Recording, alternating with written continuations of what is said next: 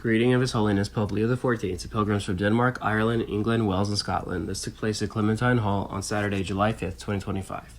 In the name of the Father, and of the Son, and of the Holy Spirit, peace be with you. Good morning and welcome to the Vatican, your excellencies, dear priests, and young friends.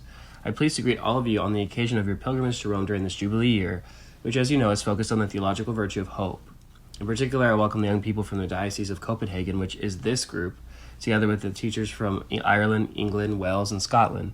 You are following in the footsteps of countless pilgrims from your various countries who for centuries have been making this same pilgrimage to Rome, to the eternal city. Indeed, Rome has always been a special home for Christians, since it is the place where the apostles Peter and Paul gave the supreme witness to their love for Jesus by offering their lives as martyrs.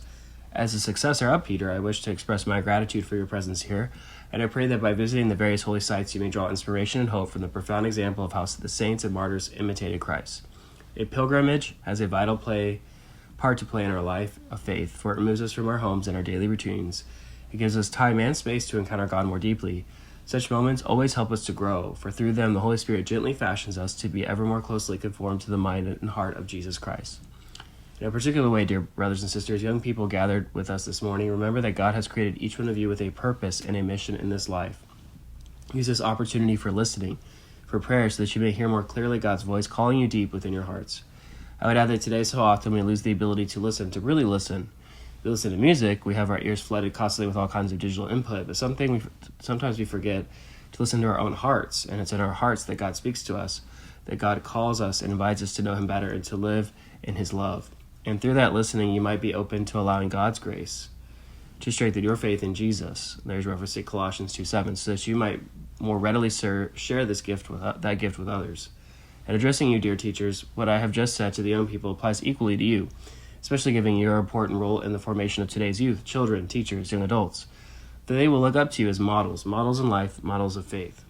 They'll look to you particularly as to how you teach and how you live. I hope that each day you will nurture your relationship with Christ, who gives us the pattern of all authentic teaching. There's referencing Matthew 7:28, so that in turn you may guide and encourage those entrusted to your care to follow Christ in their own lives. Finally, when all of you return home, please remember that a pilgrimage does not end. It shifts its focus to the daily pilgrimage of discipleship. We are all pilgrims, and we are always pilgrims, walking as we seek to follow the Lord, and as we seek the path that is truly ours in life. That's certainly not easy, but with the help of the Lord, the intercession of the saints, and by encouraging one another, you can be certain that as long as you remain faithful, trusting always in God's mercy, the experience of this pilgrimage will continue to bear fruit throughout your lives. There's referencing John 15:16. Dear friends, with these words and entrusting you to the intercession of Mary, Mother of the Church, I gladly impart to each of you my heartfelt blessing. God bless you, and thank you.